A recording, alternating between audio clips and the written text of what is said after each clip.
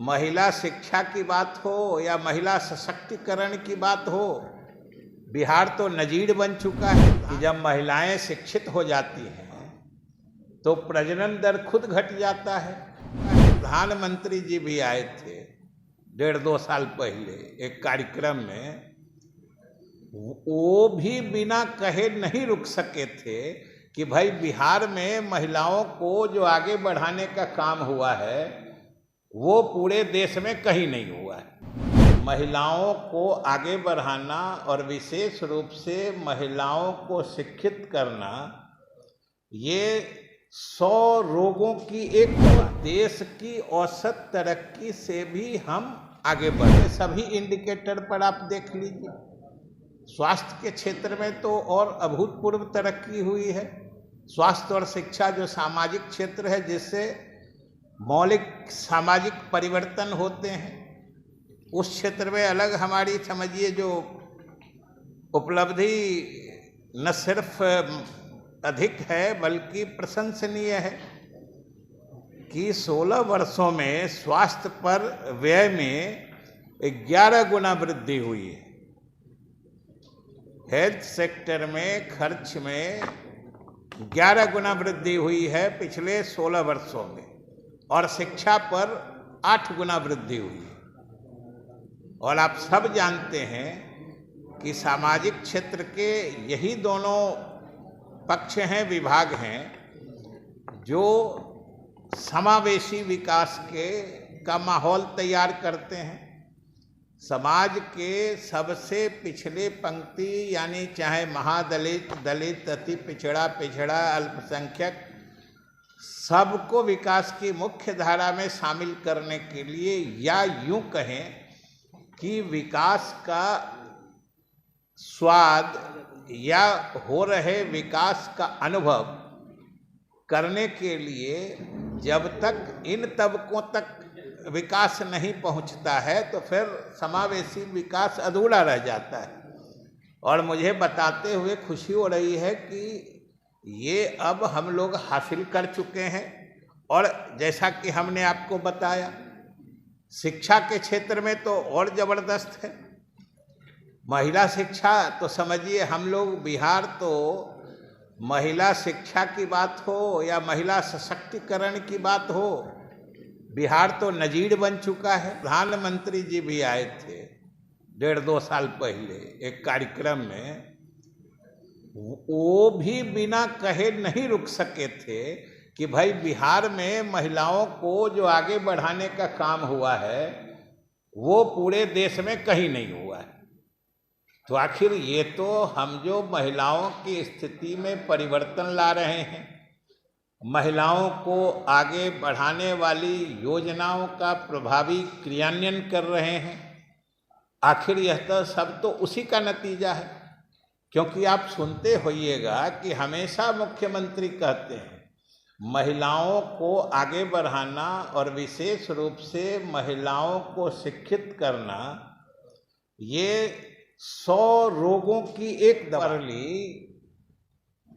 परिवार पढ़ लेता है, परिवार पढ़ लेता है तो समाज पढ़ लेता है। और सभी आंकड़े बताते हैं कि जब महिलाएं शिक्षित हो जाती हैं तो प्रजनन दर खुद घट जाता है।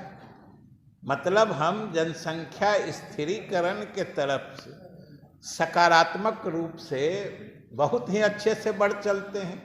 और समझिए, अगर एक बार जनसंख्या स्थिर हो गई तो कितनी समस्या का समाधान हो जाता है। आज अधिकांश समस्याएं तो जनसंख्या और नियंत्रित बढ़ने के कारण खड़ी की खड़ी रह जाती हैं। हम व्यवस्था करते हैं तब तक जनसंख्या बढ़ जाती है। और ये मुख्यमंत्री नीतीश कुमार के कार्यों का नतीजा है।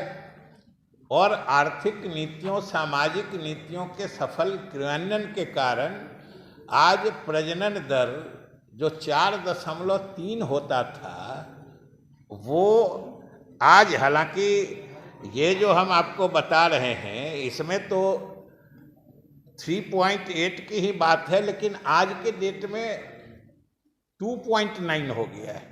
आज की बात कह रहे हैं, ये सर्वेक्षण से आगे की बात है। आर्थिक इस सर्वेक्षण में आपको इससे ज़्यादा रहेगा, लेकिन हम आपको एकदम अद्यतन बात हमने बताई है। इस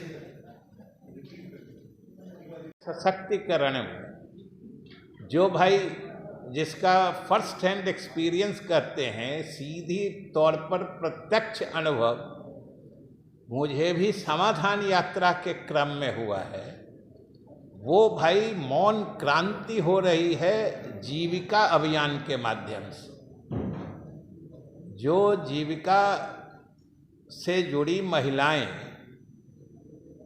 जिस ढंग से बढ़े हुए आत्मबल, आत्मविश्वास और आत्मसम्मान से सामाजिक आर्थिक गतिविधियों में आगे बढ़ के हिस्सा ले रही हैं, समाज का रूप ही बदल रहा है। और आप सब जानते हैं कि जीविका समूह से या स्व सहायता समूह से अमूमन गरीब घर की महिलाएं होती हैं, और छोटी छोटी मतलब छोटे छोटे ऋण समूह से लेके उन्होंने बड़ा बड़ा परिवर्तन कर डाला है। 5,000 ऋण लेके, 20,000 ऋण लेके जितनी बड़ी बड़ी उपलब्धि उन लोगों ने हासिल की है, आज किसी की लाख रुपए, किसी की 1.5 लाख रुपए मासिक आमदनी। ये सोच लीजिए कितना बड़ा क्रांतिकारी परिवर्तन हो रहा है। और जो आपको हमने 21-22 का यानी 22-23 का सर्वेक्षण दिया है और उसमें 21-22 के आंकड़े हैं, उसमें समझिए 10,35,000 स्व सहायता समूह बन चुके हैं, और इसमें 1,27,00,000 समझिए जो परिवार यानी जीविका दीदियां ये जुड़ी हुई हैं। तो ये बड़ा परिवर्तन है, और ये सारे सूचक संकेतक आपके इस सर्वेक्षण प्रतिवेदन में है। और यही कहेंगे कि 2-3 साल कोरोना का प्रकोप, कोरोना का नकारात्मक प्रभाव अर्थव्यवस्था पर कोई बिहार सहित भारत ही नहीं पूरे विश्व में रहा है, लेकिन उस प्रकोप से जिस गति से निकलने में बिहार ने सफलता हासिल की है, वो आप देख सकते हैं कि पूरे देश की क्या स्थिति है और हमारी क्या स्थिति है। पूरे देश में 8.7 है जो ग्रोथ रेट हमने बताया, विकास जो 11 करीब 10.98 है, वो पूरे देश का औसत 8.7 करीब 6-7 है। तो देश की औसत तरक्की से भी हम आगे बढ़ रहे हैं, उनसे भी तेज गति से चल रहे हैं। हम अपना आर्थिक विकास कोरोना के प्रभाव से मुक्त होके देश के औसत आर्थिक विकास की दर से बहुत ज़्यादा तेज गति से कर रहे हैं। ये हमारे कुशल वित्तीय प्रबंधन, नीतीश कुमार के सही, सक्षम और प्रभावकारी नेतृत्व में हमारी जो प्रशासनिक उपलब्धियां हैं, ये उसका प्रतिफल है।